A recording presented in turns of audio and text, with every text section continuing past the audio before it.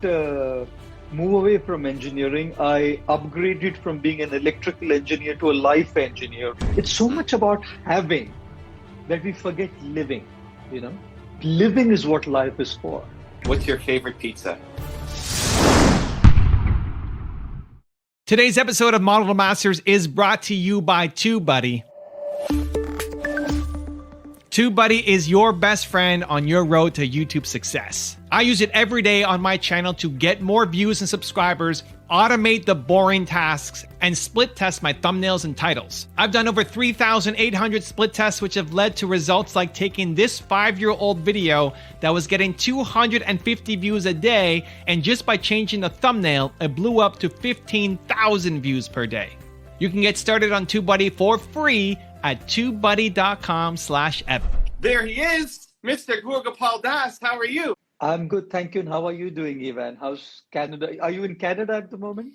I'm at home, Canada, Toronto. Everything is everything's safe. All my friends, family safe. So nothing to complain about here. Okay. But super excited to have you on. For everybody watching, if you don't know this man, if you want to get wisdom, if you want to be entertained, if you want to learn from what I think is maybe one of the greatest storytellers of our generation, you have to go check out his channel. And he's also the author of a new book called The Way of the Monk. Tell us quickly about the concept of the book, why you wrote it, and why people should care. Yeah.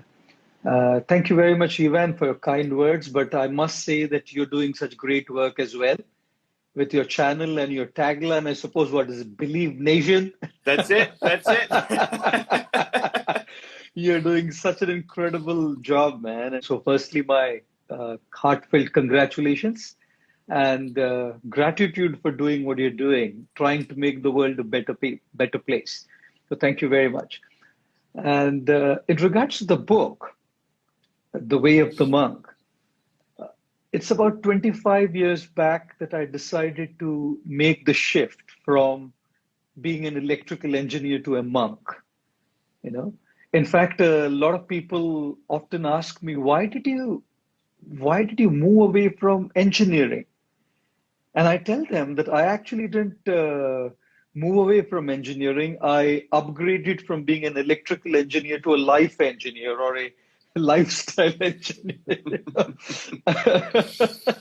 And I always felt that it was moving from dealing with machines and systems to dealing with the human potential behind the machines and the systems. Mm-hmm. I was in Singapore doing an event called Masters of the Century, and I happened to share stage with Sophia, the humanoid, you know, the first artificial intelligence-based robot.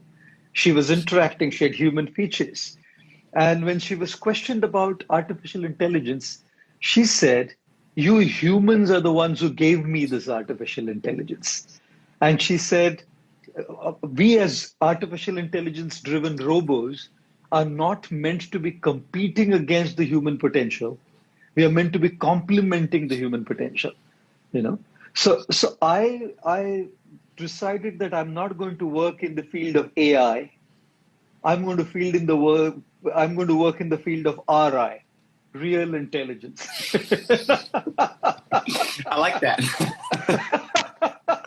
So move from technology to the human mind, the human potential. That's how I decided to be a monk.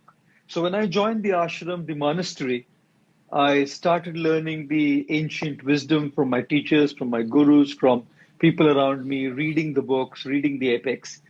And then I felt, as I was living there, I've been there for the last 25 years now, and I felt that monkhood has very little to do with what you wear. It has very little to do with your particular faith. It has very little or nothing to do with the place where you live, whether you live in a monastery or you live at a home, or the demographics, the geography doesn't matter. It barely has anything to do with your hairstyles as well. And we share a similar hairstyle. It's close. It's close.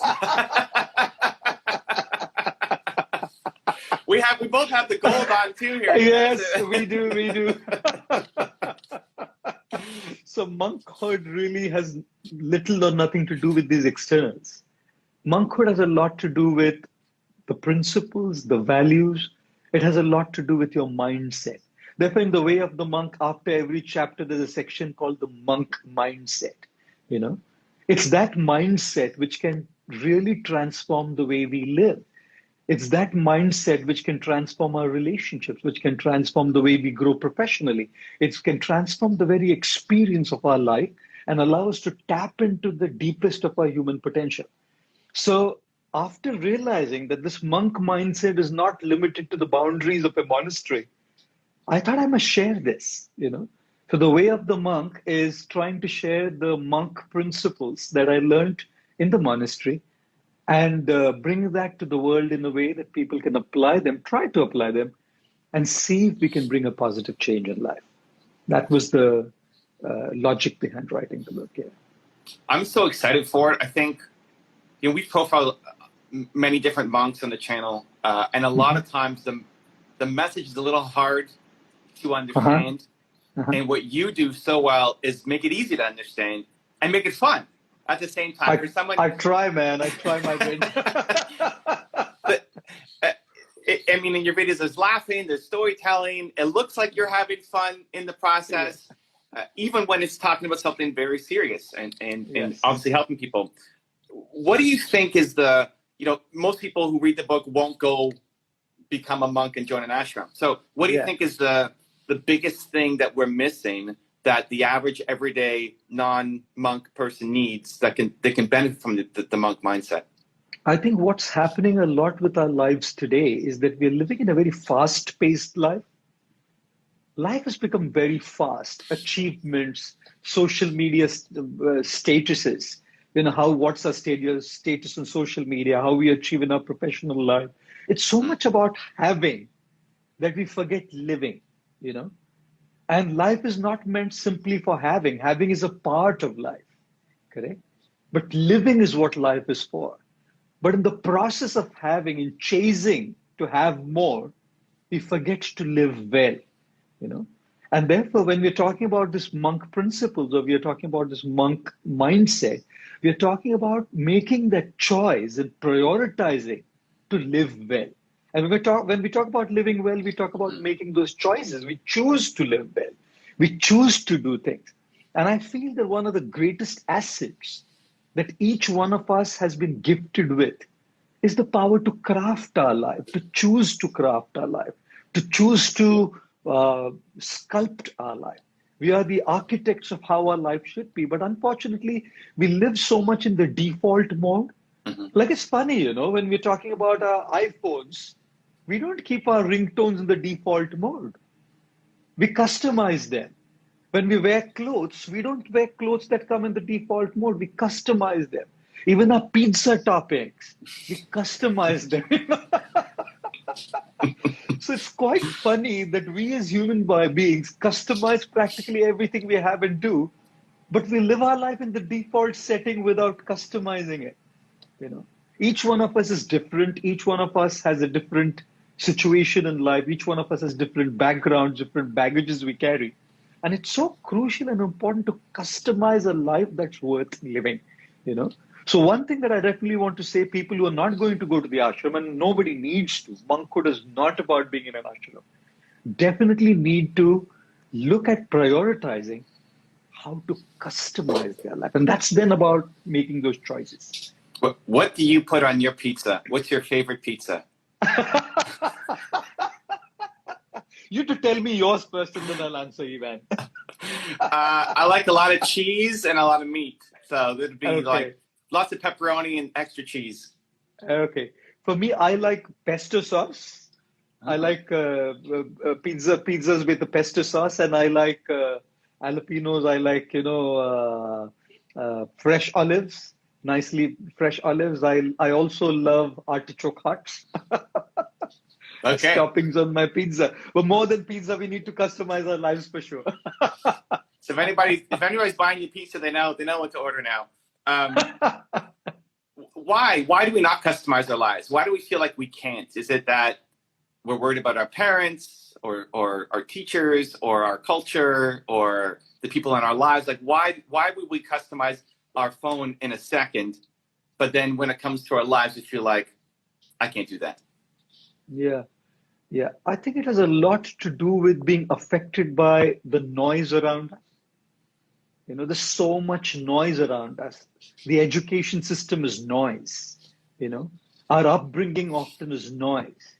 How we kind of comply with the social media standards of being acceptable and being cool to the world out there is noise. And in trying to comply with all that noise, we forget to listen to our own voice. You know, so we're so much conditioned to doing things the way the world does it. There are standards of what is success, the standards of what is cool, the standards of what's socially acceptable. But is your life cool? Have you chosen to live that way? Or is that noise and that influence making you live that way? And most often, if not always, it has a lot to do with that influence, correct? So I'm not saying education is wrong. I'm not saying our upbringing or the advice given by our family or our friends or our well-wishers is wrong. I'm just saying we cannot drown in that noise and lose ourselves. It's our life. It's our life. They're not going to live it for us. You know, all those people who accept us because we show ourselves in a certain way on social media don't really come there when we need them the most. So sometimes I say we prioritize our online relationships so much that we forget our offline relationships, the real ones. You know, when if I meet with an accident, if I'm ill, if I have an issue with my and financial issue, whatever issue or a problem, people online, they're good. They're good. Those friends on Facebook and Instagram, people who follow, they're good, absolutely good, and with all good intentions, the most they can do is send you a message. The most they can do is send you a bouquet of flowers, get well soon messages, and they're great because they're sent with love and intentions, good intentions, they're great. But people who are going to be there around us are the real people, the real relationships. But in being accepted on social media and being accepted by the social standards of success, which I call noise, we get so drowned in that noise that we forget our voice. So that's a conditioning event, that we got so conditioned to live like that we don't now want to customize, which basically means we have to come out of that shell, to come out of that loop. We have to crack that conditioning, crack that loop. And that's when we can choose to customize. You talked about the education system. Kids are going back to school in North America right now. If day one of every school was Gaur Gopal Das Day, and you get to be in front of the kids for the whole day, for one day, for every school across the world, what's the lesson that you're teaching, or what are you going to do for that one day to touch everybody's lives? Yes. If I get to be in front of every kid in every school in the world, Evan, the one thing that I would like to teach or tell the students who are listening to me is that we cannot go on extreme sides of the spectrum. One extreme of the spectrum is follow your passion, be yourself, correct? Which is what I primarily teach as well. Like what Albert Einstein said, you cannot judge a fish by its ability to climb a tree. Right. You can't judge a fish by its ability to climb a tree. Judge the fish by its ability to swim in the water. Correct? Now, two things happen in that case. Number one, the fish is effective in doing what it can do because it's in its right habitat. And number two, it's satisfied because it's in the right habitat. Correct? Put a monkey in the water, the monkey is miserable. Put a fish on the tree, the fish is miserable. Put a monkey on the tree, the monkey achieves excellence. Put a fish in the water, the fish achieves excellence. So I'm one of the proponents. I'm a proponent of this principle that we must definitely encourage our kids to follow their potential and follow their passion. But what happens often is we go on such an extreme end of the spectrum that the other side, where what the education system has to offer is there are many good things in the education system as well. So if I were to talk to the students, I would say, let's find that balance, finding best of both the worlds, grab the best out of what you can have from the education system and let the education system also foster a culture, an ethic, an ethos, where we allow kids to be who they are. Yeah. I like it. I think we got to make that happen. Gaur Gopal Das Day, gives to every student around the world for one day. I think that'd be great. Of course, I'll say all of this in the form of a story. Of course. No, I mean, that's great. Your stories are what makes it happen. I love it. How do you help people? What do you recommend people do to figure out if they're the monkey or the fish or the whatever? Like, how do you find that thing? Because it may not be what your parents are doing or what your friends are doing. I'm sure the pressure for you to go be the engineer was great, and then to say, no, I'm not going to do that. I'm going to be a monk. Like, how do people find that thing? How do you recommend when there's a lot of family pressure on them? How did they find the thing? I find a lot of times it's an issue with the system. Correct? Like, for example, the industry, the corporate world, is only picking up people from the top-rated universities. The industry is only picking up students who have the best grades. Now, if you have people who are being picked up based on your university or based on your grades and your marks and your academic performance, then guess what parents are going to pressurize kids with? You better get the marks. You better get the grades. You better get to the best university. Correct? And guess what the educational institutions do? It's a demand and supply system. If the demand of the industry is grades and the parents are pushing to get grades, the educational systems are driven to make kids get grades. Now imagine if the industry changes and the corporate world redefines saying we don't hire grades. We hire passion. We hire candidates for their passion. Correct? Now what are the parents going to say? Don't worry about the grades, son. Look at your passion. And what is the education system going to provide? How to look at your passion, correct? At the end of the day, it's about the demand and supply, really, So in terms of how does a kid or how does an individual figure that out for himself or herself, number one is there is a voice from within us, correct? And there's a voice from within us that's constantly resonating with our soul saying, I love this, I may be great at it or I may not be great at it, either or, whichever way. But I love this. I'm in absolute love with this. I can wake up early in the morning to do this, and I can go to bed like late in the night if I were doing this. I know that that's what it's really in sync with my soul, Now, what happens with that is sometimes it's multiple things. It's 3, 4, 5 different things for people, right? And now if that be the case, then I think it's also over a period of time, we need to funnel it down, to narrow it down to that one thing. It's like being in love, right? A guy or a girl is in love with somebody. There's 3, 4 different people they're trying and seeing, and they're kind of exploring. But it's one person who really, really strikes that chord. So one thing is to listen to your inner conscience constantly. People who are not in tune with their inner radar are not going to be able to find out what their passion is. If you're living in life only catering to the outside demands and not introspecting, not going deep to listen to your conscience and your inner voice, where's the question of figuring out what the passion is? You have to see what resonates with your soul. Right? Number 2 is it's not just about what I think I love. I must also have the potential to develop that. Like I may love singing, but I may not have a voice at all. Right? So you need that element in you as well.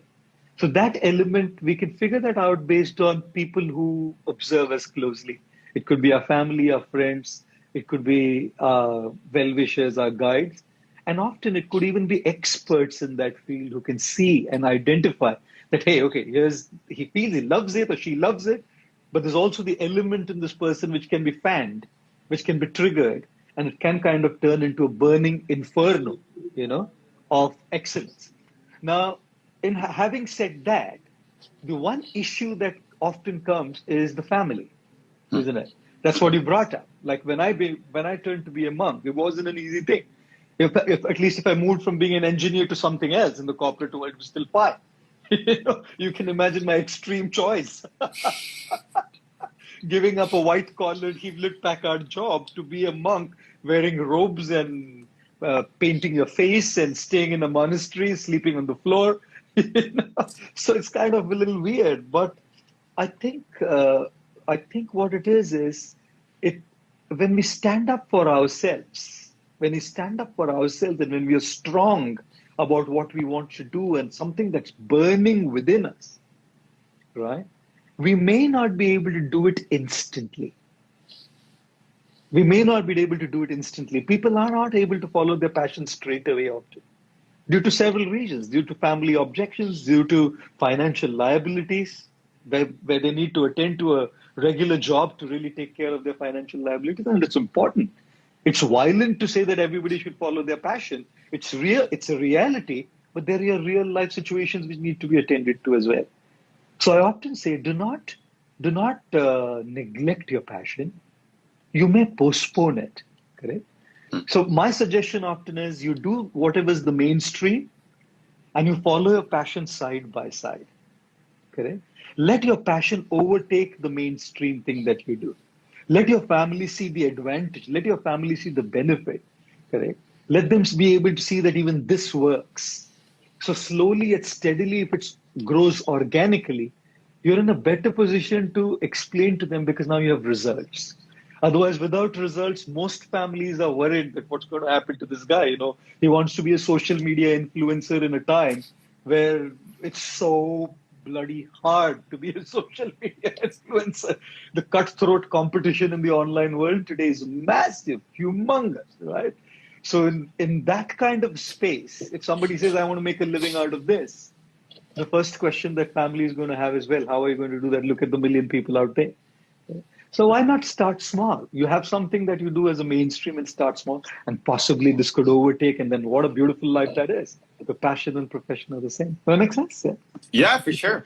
I'm wondering, how long did it take for you after you made the jump for your family to accept the decision? Oh man, that wasn't an easy thing at all. Uh, I think it probably was like maybe 5 to 7 years, maybe 10 years, at least Wow. between 5 to 10. They were supportive of it. It's not that they weren't supportive, they were okay with it, but they were not too happy about it. Hmm. And then as they saw the work I was doing, you know, then they started realizing that he's doing something tangible, right? And especially in the last 3 or 4 years when the social media journey kind of took off well, that's when they realize that he's actually contributing and doing something tangible for the world. So yes, everybody who's listening and everybody who's going to listen to this, it's not an easy and immediate acceptance, guys. It takes a while before people who are close to us can understand us, and sometimes they may not even understand us for a life. But again, I must say, it's not them who are going to live our lives. It's we who need to live our lives. But the only asterisk conditions apply to what I'm saying is that when there are financial liabilities, when there are serious situations at home, I think we should take this entire principle with a pinch of salt. We can't be like, really straight away say this, families where there are so many serious situations and people won't be able to do what they want to do straight away. So don't neglect it, just postpone it. I think there will be a time when one can follow it fully. If somebody is new, so back to the book called The Way of the Monk.